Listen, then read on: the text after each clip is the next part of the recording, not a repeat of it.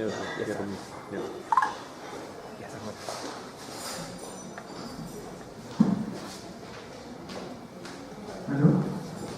Ahora sí vamos a comenzar con el conversatorio que preparó el doctor La Rosa, Emilio La Rosa. Como ustedes saben, es autor del Fondo de Cultura a través de 2 publicaciones, la que hoy nos convoca y que es objeto de discusión, que es de la felicidad a la salud, cómo ser feliz para tener buena salud.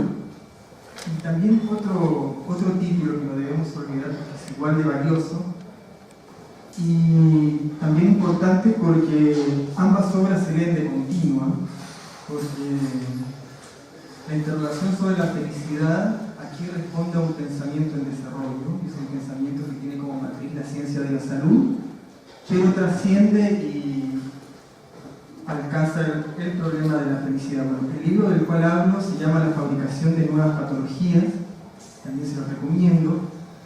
Es un texto cuyo registro de discusión es un poco más polémico que el que nos convoca en esta segunda publicación, pero insisto, es interesante leerlo de continuo como un programa de reflexión. No sé si está de acuerdo el doctor en eso, pero al menos es como creemos nosotros desde el trabajo editorial que se debe establecer la relación de ambas publicaciones. Bueno, antes de comentar muy breve el texto del libro de la felicidad de la salud, quisiera darles las gracias por compartir con nosotros este conversatorio, que quisiera ser también una instancia de reflexión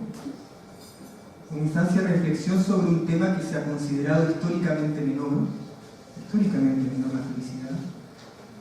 Incluso sospechamos a veces de que el discurso de la felicidad es un discurso sin gran fundamento, de suerte que la felicidad en ambos textos, principalmente en el último, tiene un encuadre teórico muy sustentable en esta obra.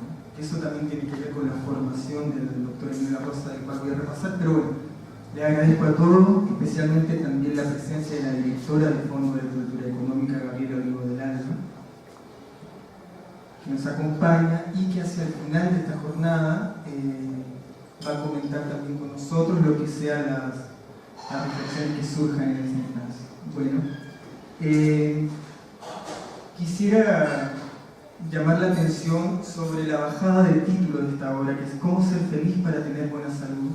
Y es interesante porque pareciera que la felicidad no está incluida en la salud. Eso es decisivo, absolutamente decisivo. Entre salud y felicidad no hay una relación paritaria, no son las mismas cosas. Incluso parece que la felicidad, no tener felicidad, arriesga en sí misma la posibilidad de tener salud. Eso es absolutamente decisivo como una pista para entrar en estos 5 apartados, en estos 5 capítulos que prepara el doctor La Rosa. Otra cosa muy importante es que tanto en de la felicidad a la salud como en la fabricación de las nuevas patologías, lo que se establece es una política de reflexión ligada a la prevención.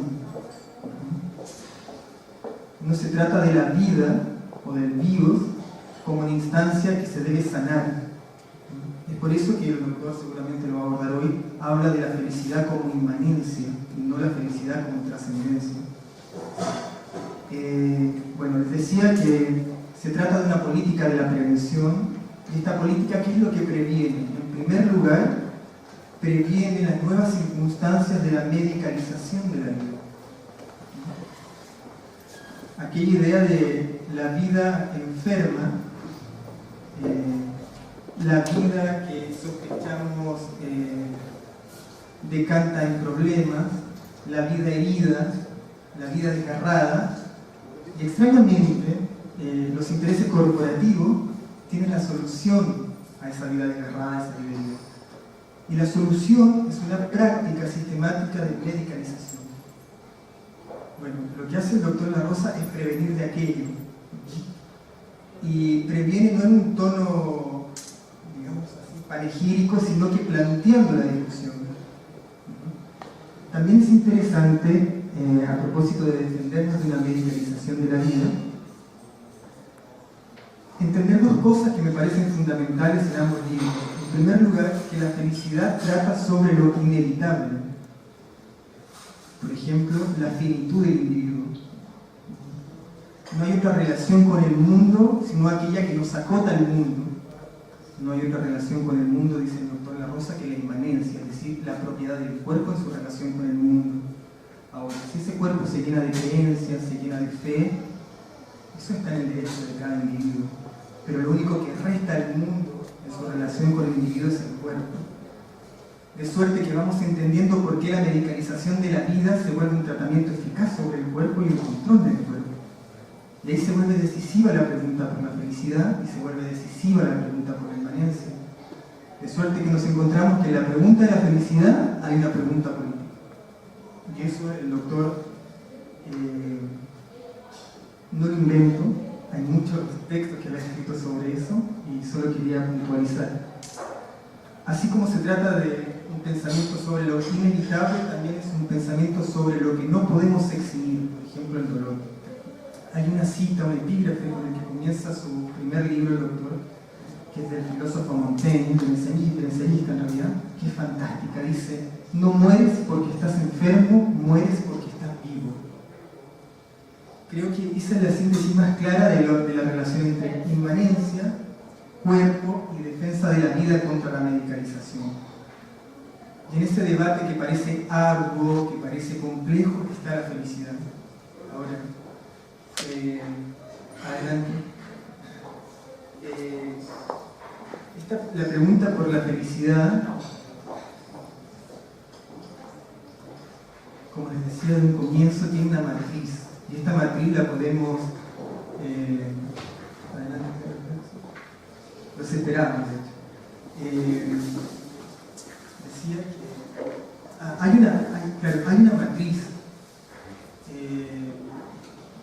El doctor seguramente es un hombre de fe, pero ante todo es un hombre de ciencia. Es decir, la pregunta por la felicidad es una pregunta por el conocimiento.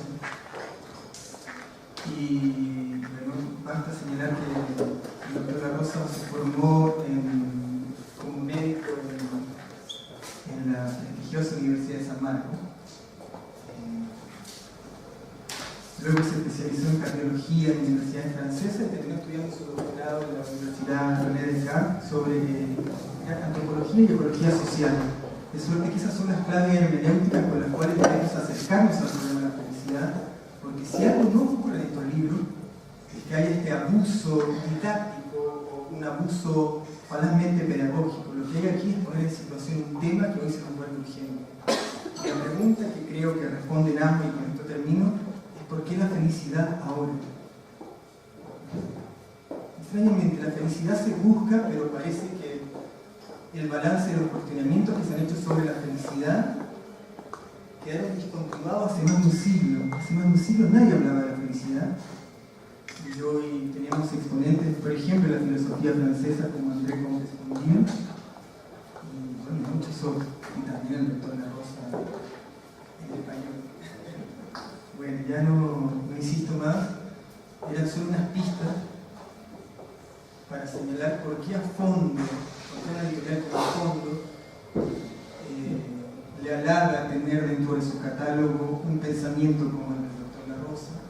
Siempre es importante situar los intereses editoriales. Y bueno, le agradecemos que en este periodo de vacaciones nos brinde tantas conferencias y seguro van a ser provechosas para el público. Muchas gracias por su presencia, buenas noches.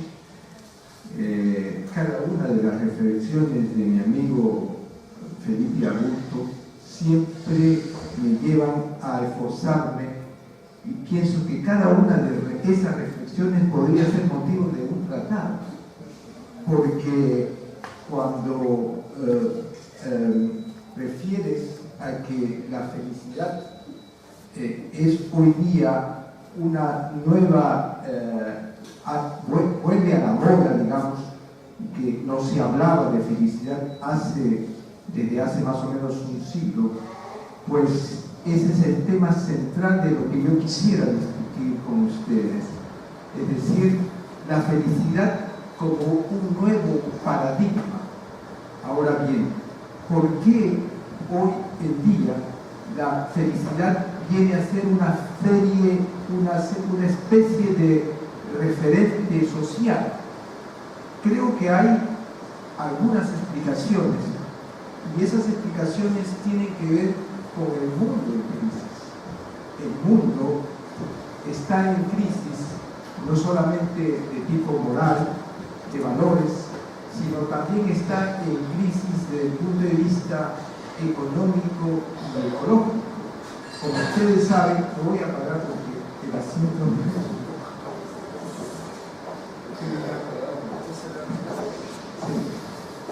Decía que la crisis ecológica actual, ustedes conocen, que se puede resumir con el problema del calentamiento climático, que va probablemente a tener que repensar no solamente los aspectos relacionados con la ecología, sino también con la economía. Cosa curiosa que en estos últimos 10 años nos hemos dado cuenta que el mundo es finito, que no tenemos capacidad, de un lado, para poder albergar toda la basura, perdónenme la palabra, toda la basura que produce el mundo, que consume, una especie de consumir por consumir. Tendríamos que tener 3 mundos para poder albergar todo aquello, y nos estamos dando cuenta que las crisis económicas son cíclicas y que antes se salía de las crisis económicas produciendo más. Hoy día es muy probable que ya no se pueda seguir con el mismo tipo de crecimiento industrial, porque no va a haber espacio para poder albergar toda la basura de un lado, y tampoco va a haber posibilidades de el mundo ya no podrá soportar toda la polución que produce de un lado, no solamente los carros, sino la producción industrial. Entonces, ese es quizás, como decía en un principio, la razón por la cual hoy día la felicidad vuelve a la moda. Pero no solamente la felicidad, sino también la práctica religiosa, sobre todo en los países europeos. Yo vivo en Francia. Francia es un país laico en donde la práctica religiosa había bajado terriblemente. Uno va a las iglesias los domingos, yo iba a las iglesias hace 30 años y las iglesias estaban casi vacías. Hoy día hay 20 personas. Entonces, hay un renacimiento de las prácticas religiosas, probablemente por eso, porque el mundo está en crisis y la opción ya no es material.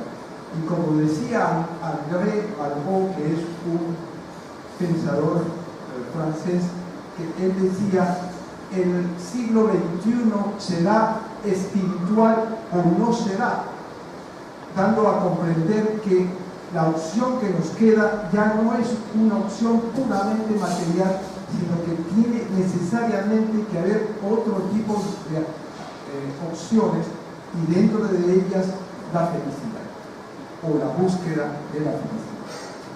Ahora bien, la pregunta que yo podría hacer es ¿cómo ser feliz? Pero para poder entendernos sobre lo que yo defino como felicidad, tendría que decirles cuál es mi opinión o cuál es mi definición de la felicidad.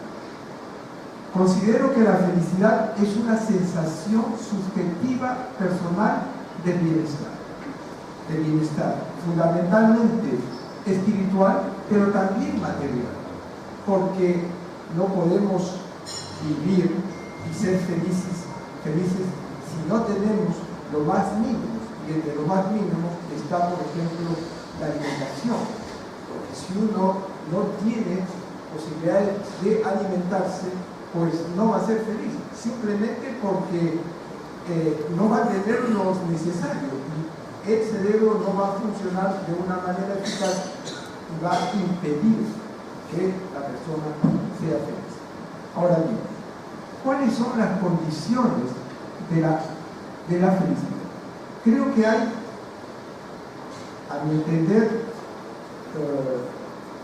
tres condiciones. Una es la libertad, es decir, no se puede ser feliz en un país totalitario.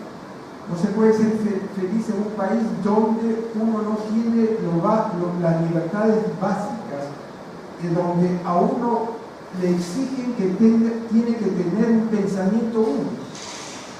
Eso va contra una felicidad desde el punto de vista de la definición que yo tengo. Tampoco se puede ser feliz en un país donde no hay paz, un país en guerra. No, es imposible, es casi difícil ser feliz porque lo más esencial del individuo, que es su seguridad, su vida, está en peligro. Y como decía antes, tampoco se puede ser feliz si no se tiene el acceso básico a lo mínimo en materia de alimentación y de vivienda. Bien, entonces, la felicidad como elemento, como sensación subjetiva, influye en la salud del individuo.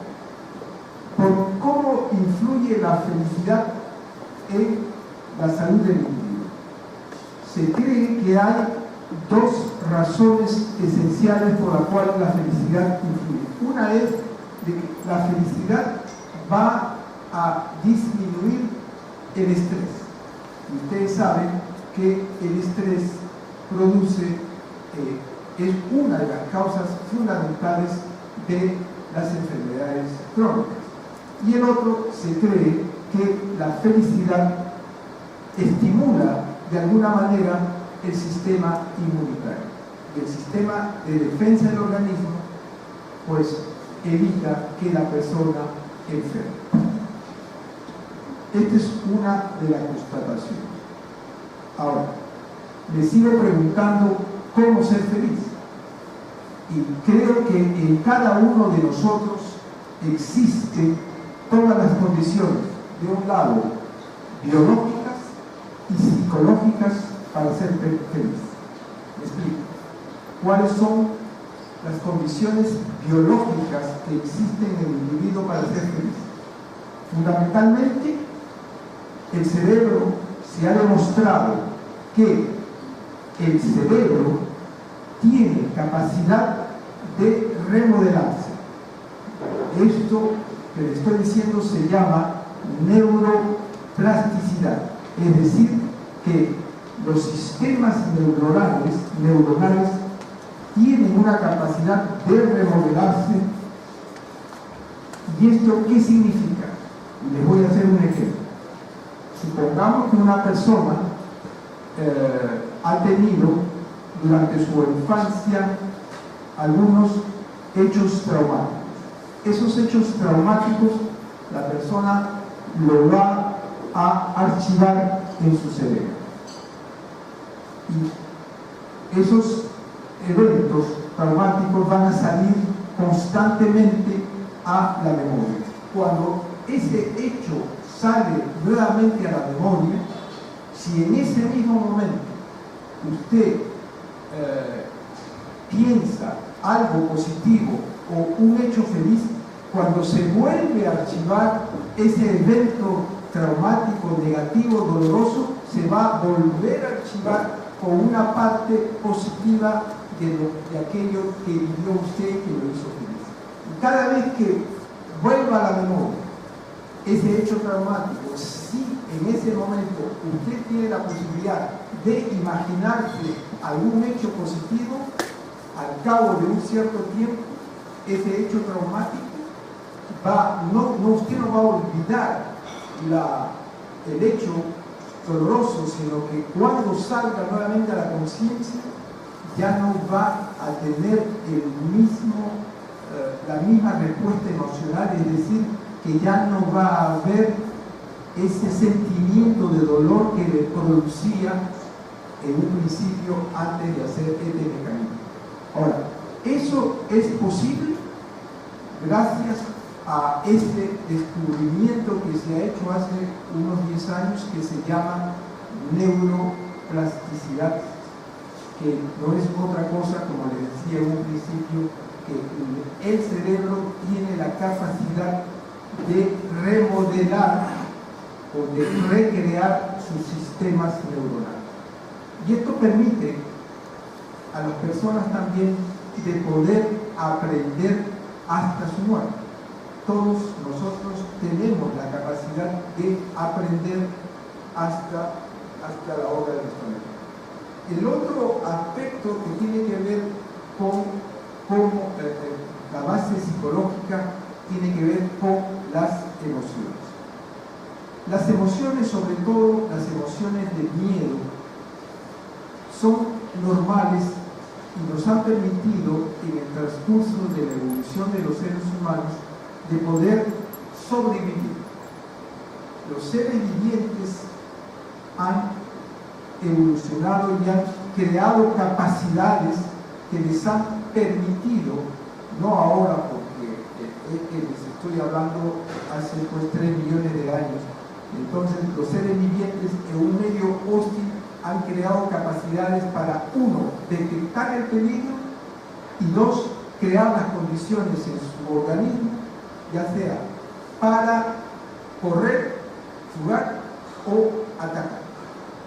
Estas dos cosas, esta reacción nos ha permitido a los seres vivientes de sobrevivir.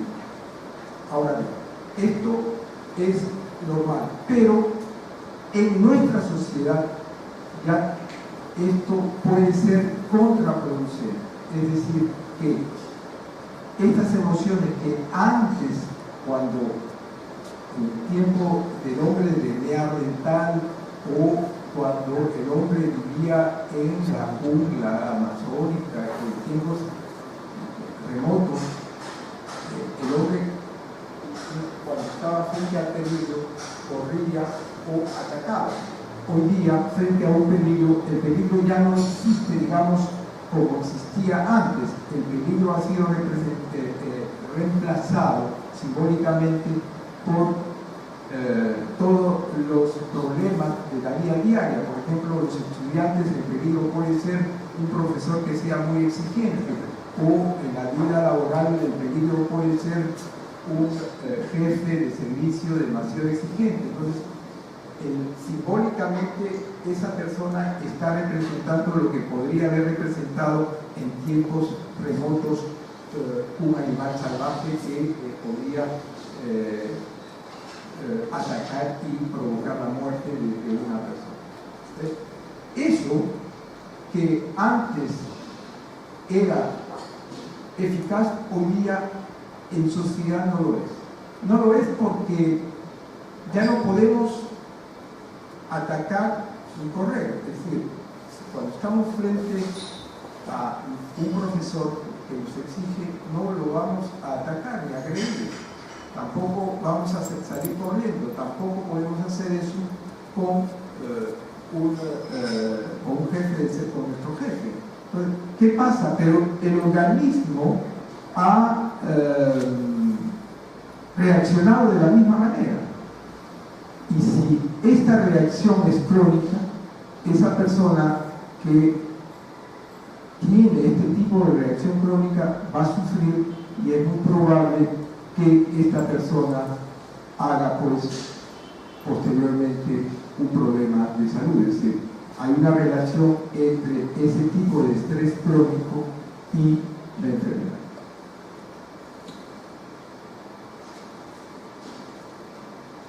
Vuelvo a preguntarme sobre cómo ser feliz. En este tema de cómo ser feliz hay pues todos aquellos elementos que pueden obstaculizar la felicidad y todos aquellos elementos que facilitan la felicidad. Entre los elementos positivos de la felicidad quiero mencionar el optimismo, la generosidad, el perdón, el aquí, el ahora y las emociones negativas. Veamos estos puntos. El optimismo. Se sabe que genéticamente hay personas optimistas y hay personas pesimistas, pero esto no es una fatalidad, porque aún una persona que genéticamente puede estar predispuesta al pesimismo, con esto de la neuroplastía y una voluntad de aprendizaje, esa persona puede ir modificando poco a poco ese tipo de comportamiento y terminar siendo mucho más optimista, es decir, de ver la vida, el vaso de agua a mitad llena, en lugar de verla, el vaso de agua a mitad vacío. Esto significa que es posible que con un aprendizaje la persona pueda pasar de una visión negra de la vida a una visión un poco más optimista. El otro punto es el perdón. Es difícil perdonar, sobre todo cuando el agravio ha sido demasiado fuerte. Es decir, un niño que ha sido, o una niña que ha sido violada por un familiar o por un amigo, por un vecino, cuando crece esta niña o este niño van a crecer con una especie de odio muy fuerte y es difícil pedirle a esa persona que perdone, pero ¿quién es el que sufre las consecuencias de ese odio? No es la persona que ha agraviado, es la persona agraviada, porque la persona que cría un odio, ese odio se transforma en una emoción negativa y las emociones negativas tienen una influencia directa con las enfermedades. Hay una serie de estudios que se han hecho en la cual se muestra la relación entre las emociones negativas y la frecuencia, por ejemplo, de accidentes vasculares cerebrales o de infarto del corazón. Entonces, en ese caso,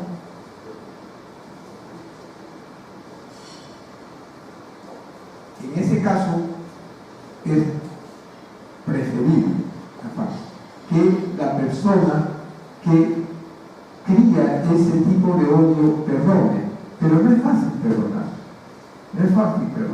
pero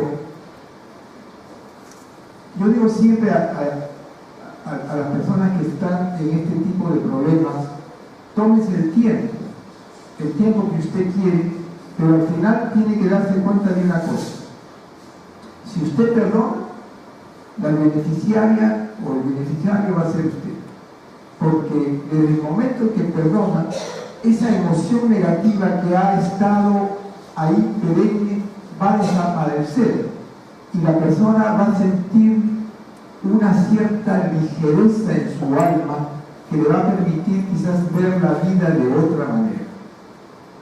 Y eso, como decía, el perdón es un facilitador de la felicidad. Otro facilitador de la felicidad es la risa. También se ha demostrado que la risa tiene una influencia importante en las enfermedades. Las personas que están enfermas y que ríen van a curar más rápidamente. ¿Por qué? Porque la risa va a influenciar directamente en el sistema neurovegetativo, va a mejorar el proceso de respiración, uno va a respirar mejor y indirectamente la risa estimula también el sistema de defensa del organismo. Y quien se que decide de hacer ejercicios de risa todos los días, 10 minutos, forzándose, al inicio va a tener que esforzarse para reír, es muy probable que viva mucho más tiempo, porque también se ha demostrado que aquellos que ríen con mayor frecuencia tienen una mayor esperanza de vida. El otro tema importante es, como facilitador de la felicidad, es el aquí y el ahora, es decir, el vivir el presente. Dicen que los niños tienen una felicidad innata porque viven el presente, es decir, que viven el aquí y el ahora, y es lo único que existe. Yo recuerdo en mi vida profesional he tenido algunos pacientes cuya esperanza de vida era muy corta porque tenían una enfermedad grave y su pronóstico de vida no pasaba los 6 a 10 meses. Muchas de esas personas que se sentían que tenían con los días contados cambiaron de actitud. Cambiaron de actitud porque ya sabían que se iban a morir en poco tiempo. Y cada día para ellos era un diamante, era un tesoro. Y lo vivían como si un día fuese un año. Lo vivían intensamente. Muchos de ellos me dijeron, yo aprendí recién a vivir cuando me dijeron que ya solamente me faltaban 10 meses o 6 meses, tenía como pronóstico. Y cosa curiosa, cosa muy curiosa. Yo no he hecho ninguna investigación, pero sería motivo de hacer una investigación. Muchas de estas personas vivieron más del tiempo que se les había pronosticado. ¿Por qué? Porque como vivían el aquí y la ahora, tenían una conciencia más aguda del tiempo, pero sobre todo de la realidad, porque el vivir el aquí y el ahora agudiza nuestros sentidos para ver mejor la realidad. ¿Por qué? Porque lamentablemente nuestra estructura cerebral hace de que de las 8 o 10 horas que estamos despiertos durante un día, más o menos 9 horas y media la pasamos pensando en el pasado o en el futuro. El pasado ya fue. Nada se puede hacer de lo que ya fue. El futuro será. Y aquello que pasará, pasará. Y nada podemos hacer contra eso tampoco. Yo decía ayer en una conferencia que di en una universidad, decía, el pasado, lo que pasará, pasará. Si dentro de su...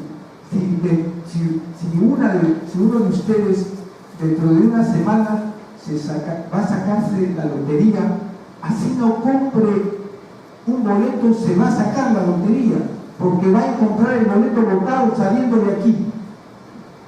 Eso va a pasar.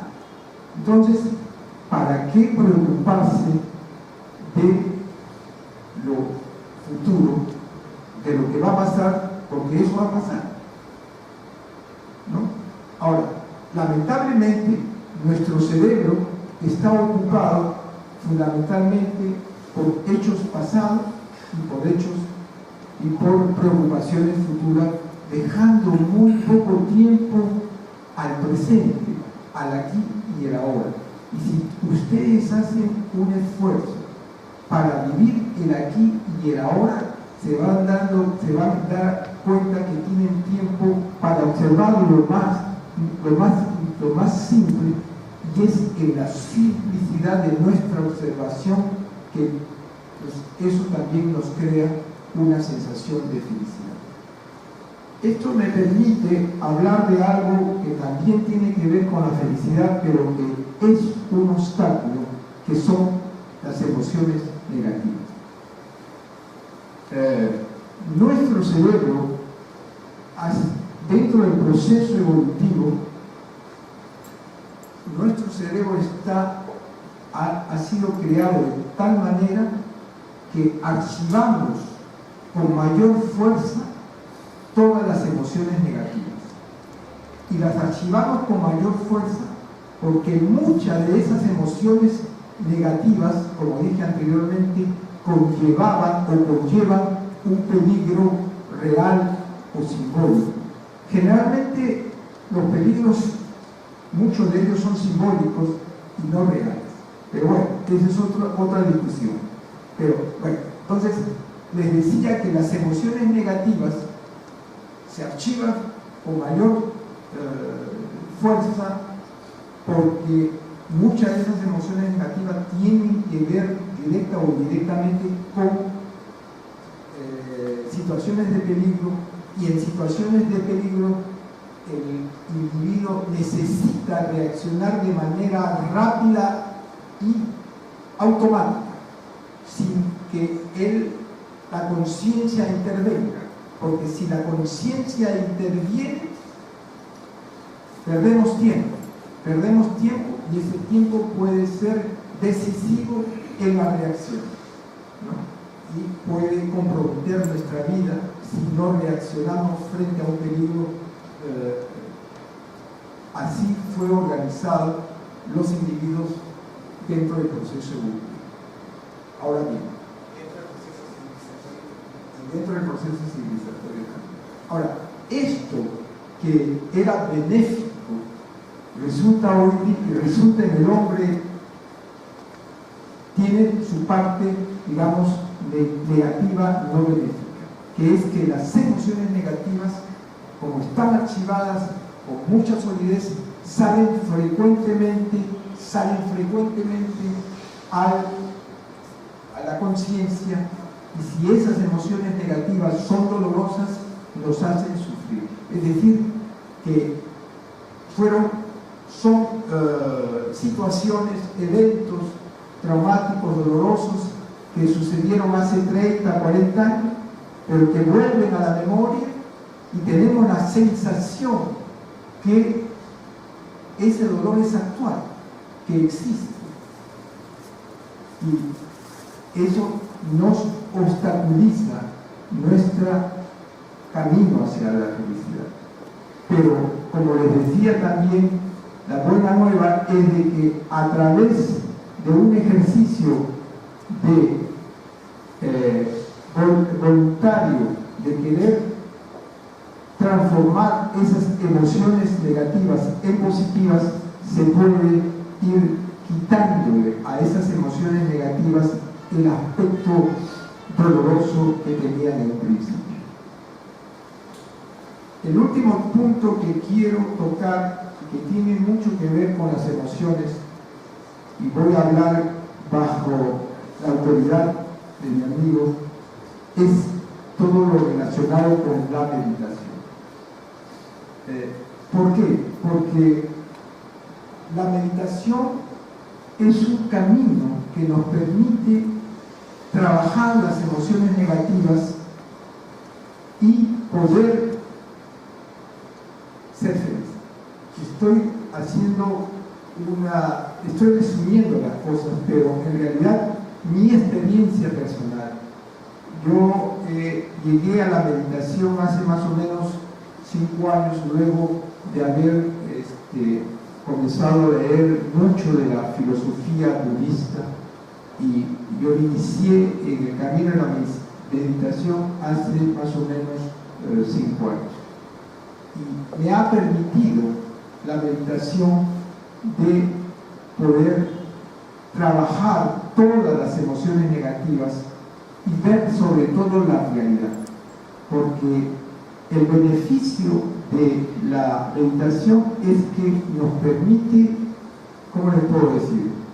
Nos permite dejar de lado las emociones negativas, dejar de lado todo esa blanduría neuronal en la cual nuestro cerebro está constantemente o pensando en el pasado o pensando en el futuro.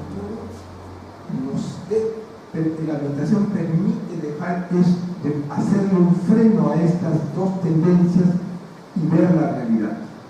Y no solamente eso, sino que nos permite, cuando uno ve la realidad de una manera tal de que como en mi cerebro está archivado todos los prejuicios que yo tengo de una persona A, y cuando yo la veo, esos prejuicios desaparecen.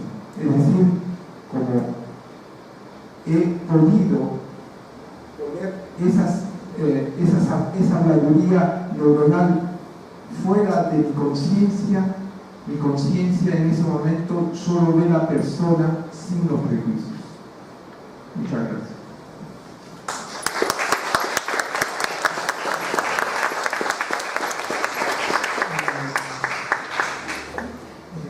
Todavía no vamos a acabar. La intención es que haga preguntas. Quizás rescatar, está muy bello eso de la hablabilidad neuronal. Una idea muy bella. Las ideas no solo funcionan, también tienen que ser bellas. Y no sé qué piensan ustedes, pero a propósito de lo que expone el doctor, me parece una idea también muy interesante, la felicidad como una restitución de la intensidad de la vida. Entonces uno puede ver un vitalismo en la felicidad. Y esa intensidad de la vida también puede ser una intensidad trágica de la vida. Asumo que cuando el doctor habla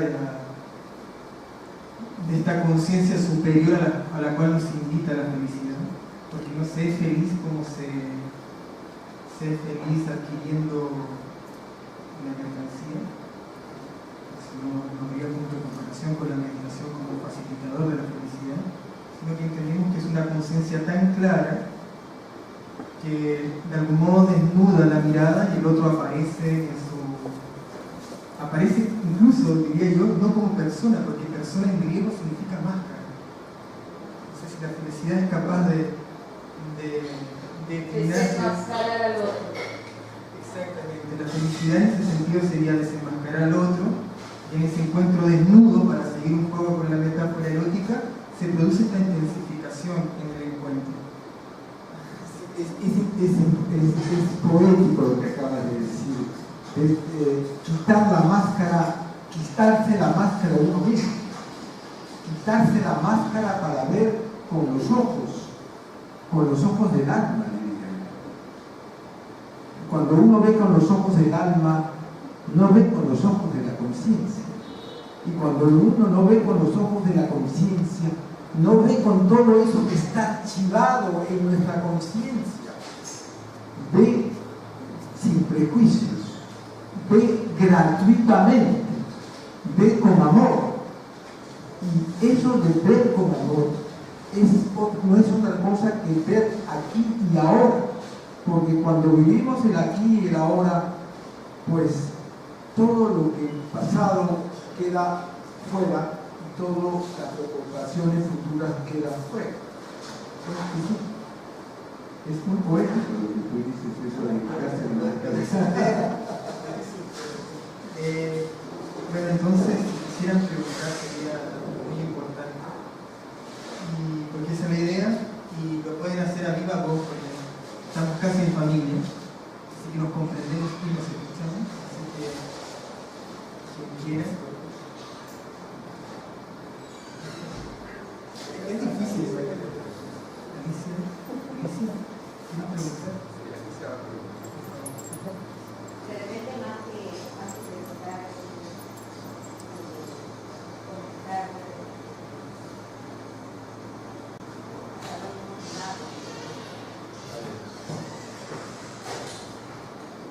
no, decía que de repente más que preguntar eso hasta dónde hemos llegado. No, bueno, yo soy psicóloga, ¿no? Y soy terapeuta.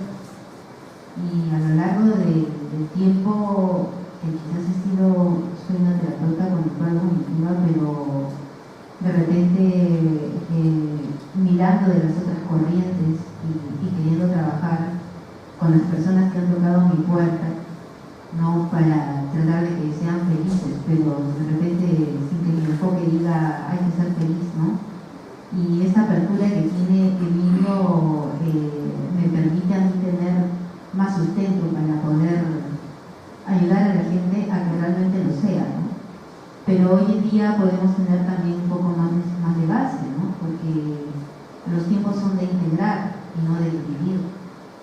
O sea, los tiempos no son de separarnos, no de juntarnos, unirnos y unir fuerzas para poder resolver, como decía Emilio, también los problemas del mundo, ¿no? Yo creo que el hecho de que uno pueda tener la oportunidad de no solamente estar en su zona urbana, como es Lima, sino salir a la provincia también nos permite ver, por ejemplo, no solamente el dolor de la urbe, sino el dolor de la provincia, ¿no?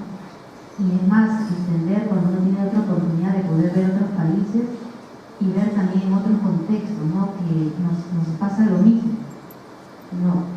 Entonces, siempre uno llega a hacerse la pregunta, bueno, ¿qué pasa con el hombre finalmente? ¿Y qué hacemos los hombres por otros hombres? ¿No? Yo creo que hay bastante para comentar.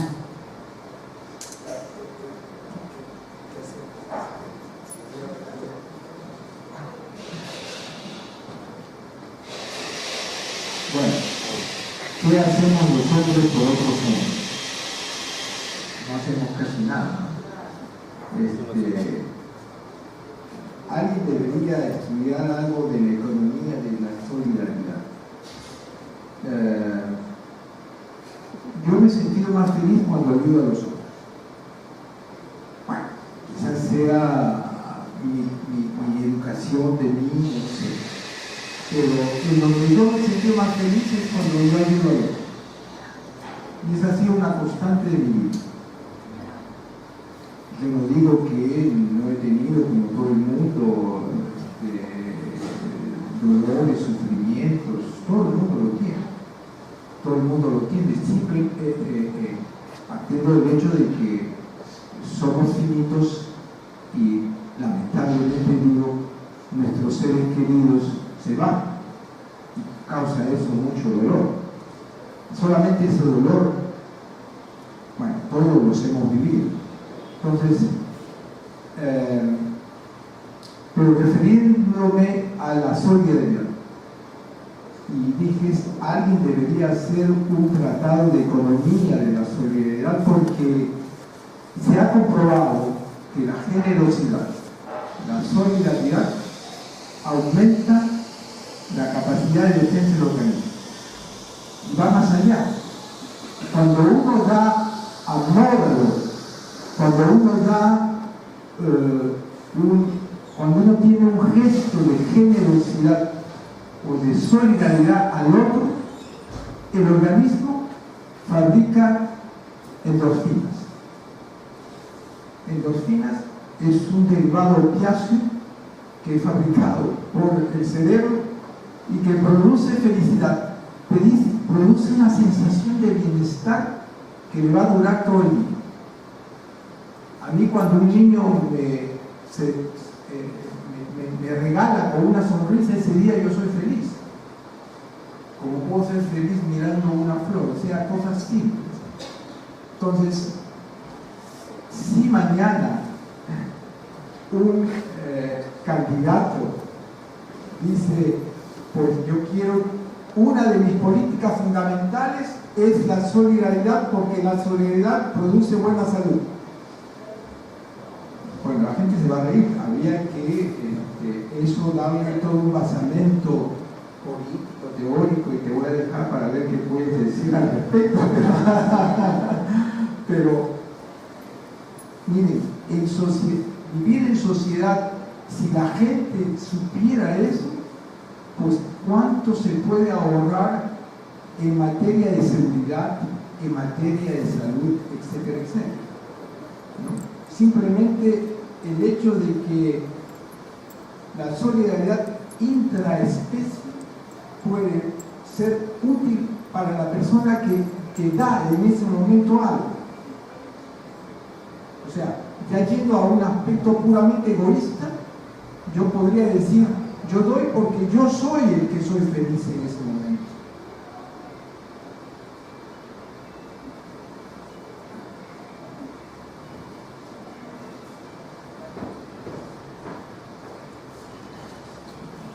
Buenas noches, mi nombre es Brenda Gutiérrez, soy actriz de profesión, profesora de niños también. Con respecto a este tema yo quería mencionar, el sábado pasado fui con unas hermanas, no me congrego en una iglesia, pero sí con unas hermanas, a un lugar que se llama Pamplona, alta, donde hay gente muy pobre, y le preguntamos qué es la felicidad. A cada una de esas mujeres, nosotras mujeres reunimos. Yo me sentí muy identificada con ella, porque decíamos, la felicidad para mí es que mi esposo me quiera, la felicidad para mí es que mi hijo me adore, la felicidad para mí viajar y tener un carro y tener... La mayoría tenía un concepto diferente de felicidad en el aquí y ahora, porque el hecho de tener un hijo, tener un marido cerca, era su felicidad. Y yo decía, la felicidad para mí era que mi pareja, mi expareja, me abrazara, me apapachara, ¿no? Pero cuando él me dejó, lo que sentí fue terrible. Y traté de compensarlo con los niños, como usted dice. Cada sonrisa, cada cosa me hacían feliz. Y el ir a ese lugar tan pobre me hicieron muy feliz. A veces hay cosas que yo creía que me daban la felicidad. Pero cuando fui a ese lugar, a Pamplona, a hablar con esas mujeres, que creían, entre comillas, que eran felices, pero se dieron cuenta de que esa no era una felicidad real, sino una temporal. Y que de repente tenemos que, como usted dice, la solidaridad que hacemos por la otra persona, que eso de repente sí nos da una felicidad un poquito más duradera. Yo realmente la sigo buscando, la felicidad, pero cuando más cerca estoy de la felicidad es cuando estoy tirada en el suelo jugando con los niños. Así, porque les enseño jugando, saltando, cuentos, les narro. Yo pienso que la gente dirá, pues esto está un poquito loca, ¿no? Porque me pongo a la misma edad que ellos. Pero creo que son momentos de felicidad que no los puedo comparar con nada.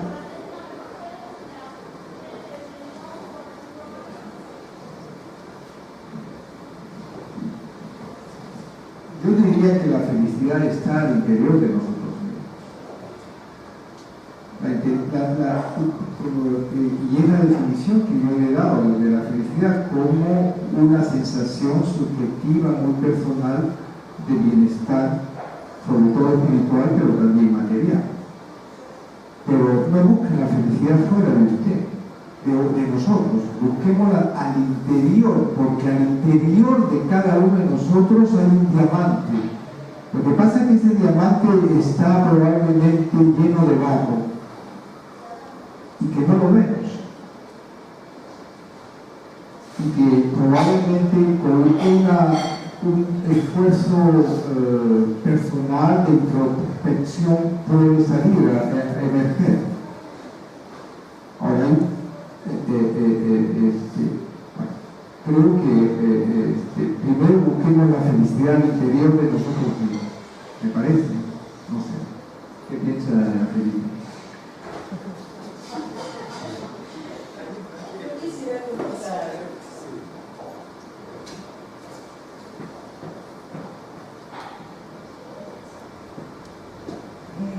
Bueno, en primer lugar, felicitarlos. Realmente creo que un motivo de felicidad es estar aquí y ahora, habitar la dicha en el presente, diríamos.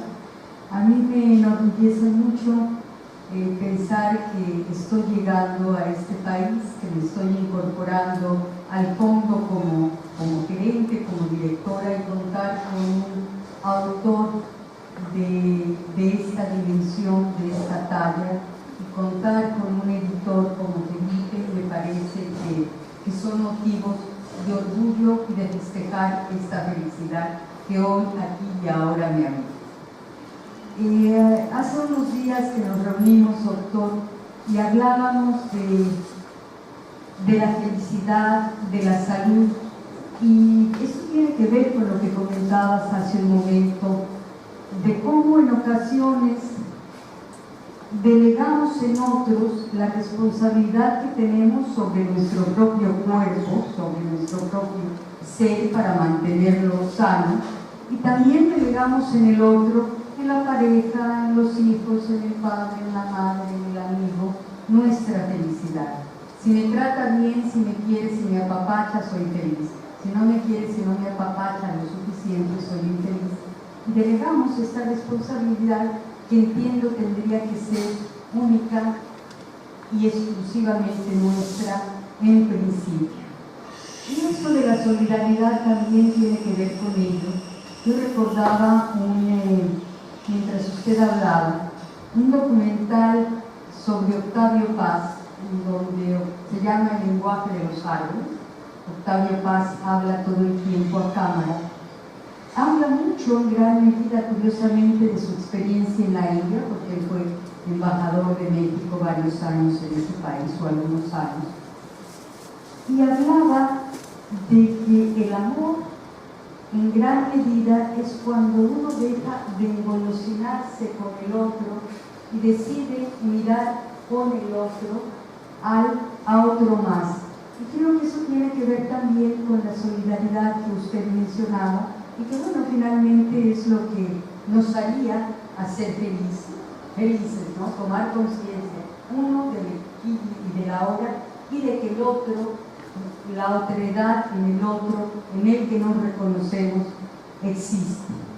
Y por último quería mencionar también algo que tiene que ver con estas necesidades creadas que una sociedad capitalista y de consumo como en la que vivimos pues nos obliga, nos sumerge casi sin darnos cuenta. Y tiene que ver con algo que también quiero ver como una buena señal cuando yo venía a Perú, a Lima, con una campaña de promoción turística del Ministerio de Turismo de acá, en donde planteaba a una chica, a un hombre, decía: en ocasiones usas tu tarjeta de crédito, te compras los zapatos que querías, el Audi que deseabas, pero ya que los tienes, no te sientes feliz. ¿No será que hay otro tipo de experiencias que las dan, que pueden proveer esta felicidad? Y entonces aparecían las maravillosas ruinas de Machu Picchu y el ceviche o el tiradito o la causa limeña. Y entonces, bueno, yo nada más quería expresar que de verdad hoy y aquí me siento inmensamente feliz.